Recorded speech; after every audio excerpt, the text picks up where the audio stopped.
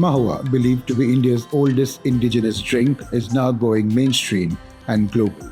Two Mahua brands were launched late last year in Madhya Pradesh. An Indo-French startup is popularising Mahua in France. And the Chinoy family, owners of Crazy Cock Single Malt, is also considering launching a luxury Mahua brand.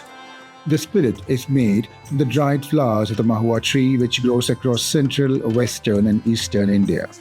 Mahua, the tree of life, is considered sacred by the Gonds and Bega of Madhya Pradesh, the Maria of Chhattisgarh, and the Santals and Oraons in Jharkhand and Odisha. The only spirit in the world to be distilled from naturally sweet flowers, Mahua is consumed in India by lakhs of people. Mahua was an integral part of tribal heritage until the British, who wanted to promote imported alcohol, banned it, terming it country liquor. Even after independence, production of Mahua was severely regulated. According to law, country liquor cannot be sold outside the state it is distilled in. Change, though, has been seeping in. The pioneering Desmond G. Mahua was launched in 2018 by Desmond Nazareth. It took Nazareth 5 years to obtain permissions to distill and sell Mahua as Indian-made liquor. Nazareth, a former software entrepreneur, was also the man behind the launch of India's first 100% agave spirit. It has taken some time to educate people because there's a lot of misconceptions surrounding Mahua. It has remained suppressed for so long. Very often quality has suffered because of the suppression.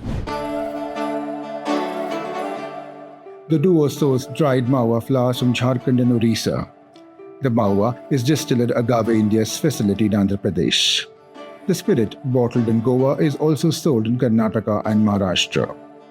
Indian laws vary all over the place. Some states have ignored it because it's not significant enough. Other states which have larger volumes of Mahua being made by tribal communities with large tribal populations in those states, they have mainly put restrictions. We are proposing a heritage alcohol tax category, which is higher than country liquor, to allow for some amount of regulation, but much lower than IMFL, to encourage entrepreneurs, especially tribal entrepreneurs, to get into the game.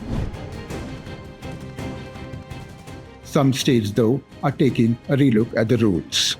In 2022, Madhya Pradesh declared Mahua a heritage liquor. Only scheduled tribes have been given the right to commercially distill Mahua in Madhya Pradesh, unlike other states like Maharashtra, where any company can apply for a license. Tribals always distill this, and they were always, given a bad name due to this. And millions of tribal people across central Indian landscape, not just Madhya Pradesh, Chhattisgarh, Madhya Pradesh, Odisha, Andhra, all these areas, they have been drinking this day in and day out. Every day they've been distilling this at home and drinking this. So the first right to commercially distill this must go to them. The state government backed two tribal self-help groups in Dindori and Alirajpur.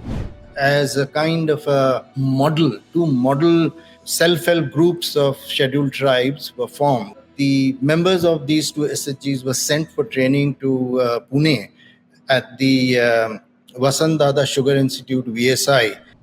These groups have distilled and launched their own brand of Mahua called Malt and Mohulo.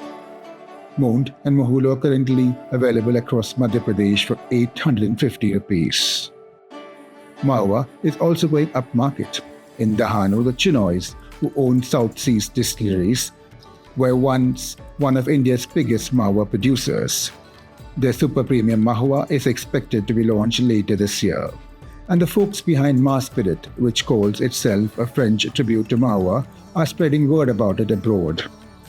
Funded by Paris-based urban anthropologist Rahul Srivastava, Gilles Delabart, Alexis de Ducla, and Matthias Ikanov, Ma imports dried Mahua flowers from India and distills them in France. Ma is now available across France and Europe.